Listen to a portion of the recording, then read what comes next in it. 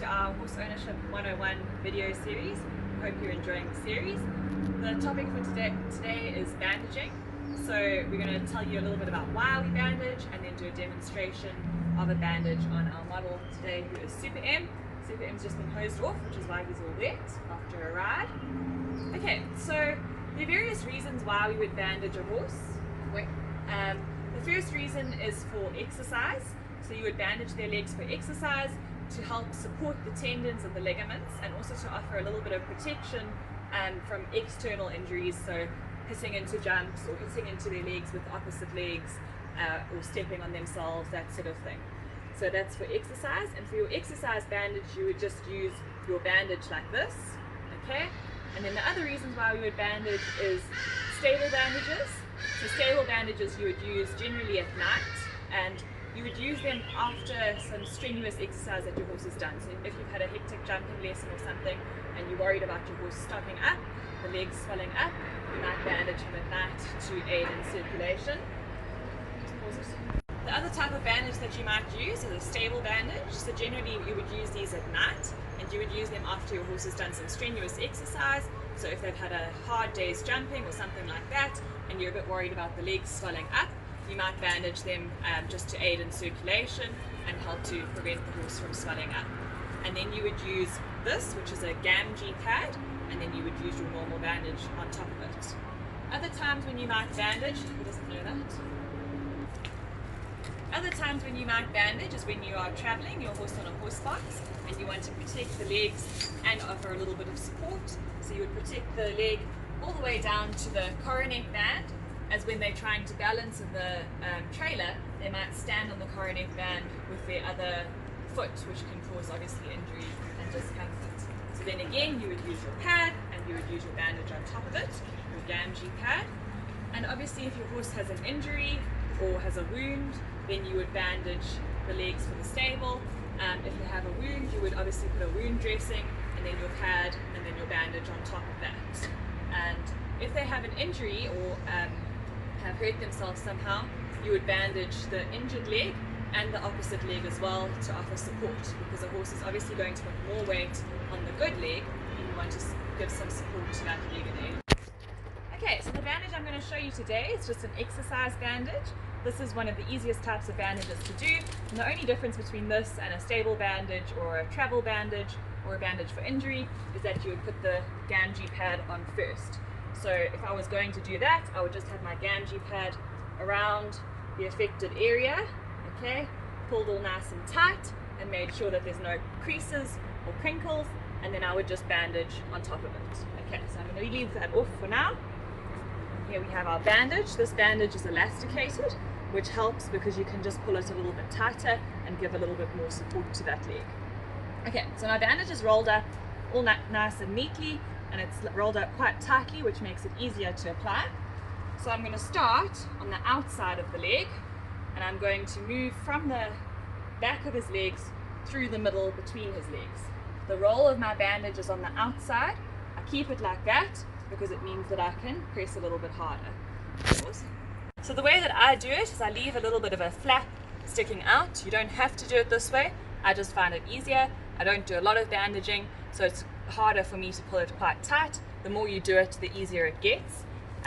But if you leave a little flap, it just helps to secure it a little bit easier. Okay, so I've got my little flap there. Then I'm going to take my bandage round. I always pull a little bit tighter against the horse's bone, which is in the front of the leg, than I do against the tendons, because you don't want to damage those tendons. I'm then going to fold my flap down, and we go over the top of it here, just under his knee, okay, and then I'm going to start working my way down the leg. Each time I go down about half the width of the bandage.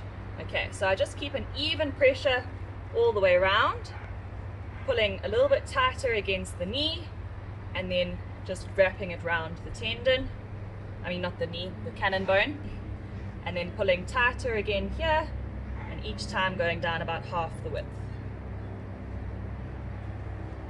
Try and keep that pressure really nice and even, so we don't want any creases, any folds, because those can create pressure points if the bandage is pulled tightly. Okay, going to go just to under the horse's fetlock joint.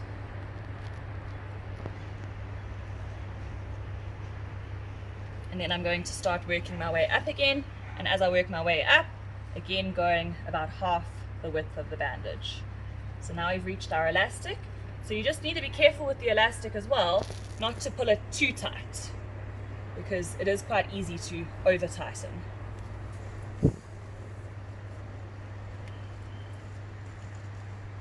All the way up.